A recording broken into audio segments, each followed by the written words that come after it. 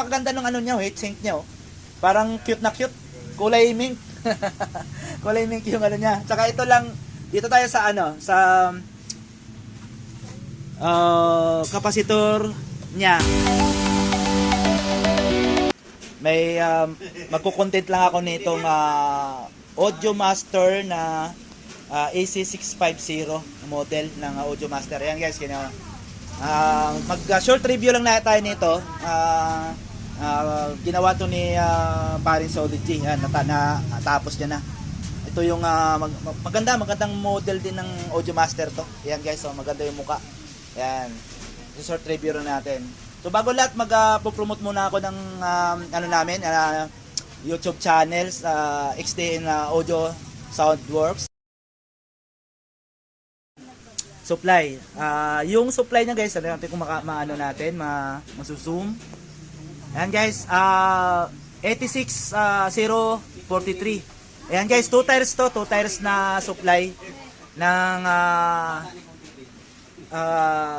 Audio Master. Yan guys, yung AC650 na model ng Audio Master. Yan, tibay ng ano, yung ganda ng kanyang ano, laman loob.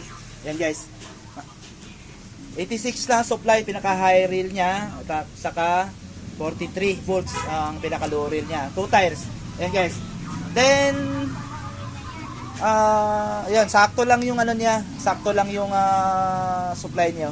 Ayan si Parin Solid G, natapos niya na to gawin. Ang galing. Napaka ano na maggagawa ng mga ganitong mga unit. So dito tayo sa ano guys, sa ginamit na power output is ano guys, NGW na 0302. Ayan guys. Bali 1, 2, 3, 4, 5, 6, 7 pairs guys, 7 pairs per channel. Ganon din sa kabila. Ayan guys. Saka napakaganda ng ano niya, heatsink niya. Oh. Parang cute na cute. Kulay mink. Kulay mink yung ano niya. Tsaka ito lang, dito tayo sa ano, sa kapasitor niya. So hindi ko makita kung ano ano kapasitor nito, friend? Parang hindi ko maano yung ano nito. Walang brand eh. 63 yan, 63. Walang hindi makita yung brand. 63 volts tapos na 10,000 yan. 10,000 microfarad. 63 volts 1.5 UF. 10,000 microfarad ang kapasitor. Wala kasing ano guys, wala nakalagay. At kaya sinikret nila to. Ayan. Nakalagay yun dyan. Kaya lang medyo tago lang. Doon sa loob. Sorry, hindi natin ano. Yan, 63 volts, 10,000 microfarad, 2468. 8 peraso. 8 peraso na 63 volts, 10,000 microfarad ang ginamit niya Audio Master na AC650. And guys, ayan, kompleto din naman sa likod. Kung makita nyo sa likod, ayan, i-ano nga natin, pakita ko rin sa inyo yung likod. Ayan guys, meron din ano, yan, naka binding post yung sa ano niya, speaker out. Then speak on din yan. Tapos yan sa input meron din, naka may link din siya oh. Left and right input with link. Yan. Tapos may stereo parallel bridge din siya. Yan sa ano niya. Yan, tapos ayun, kakaiba dito guys, kasi ito yung kakaibang ano, yung board niya kulay itim.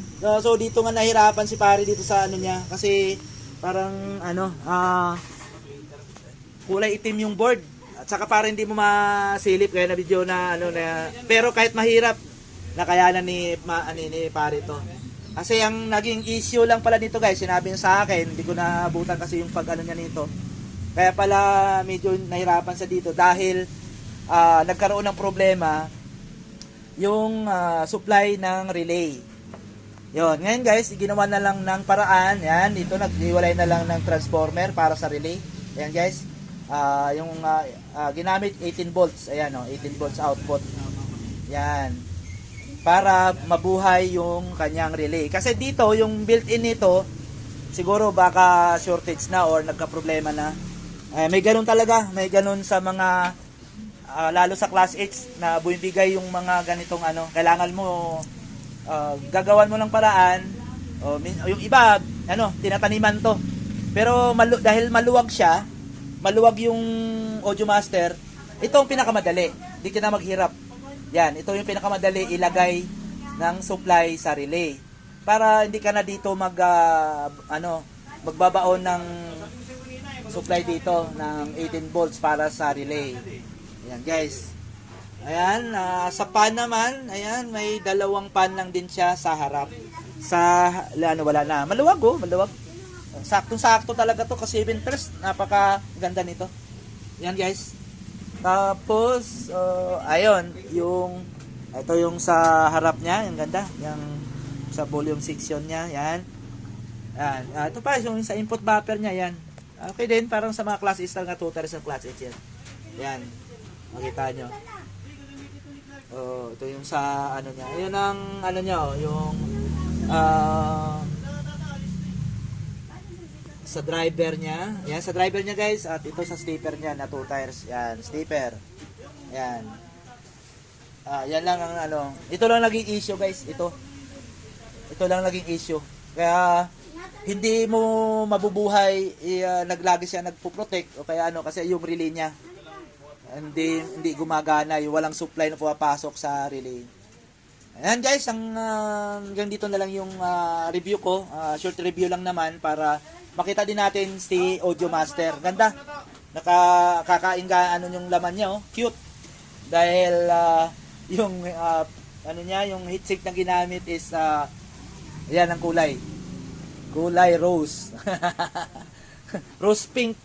Rose pink yung yung kulay. Ayan guys, bago ko magpo-promote muna ako ng namin ng YouTube channel sa XDN Audio Innovation Soundworks sa YouTube.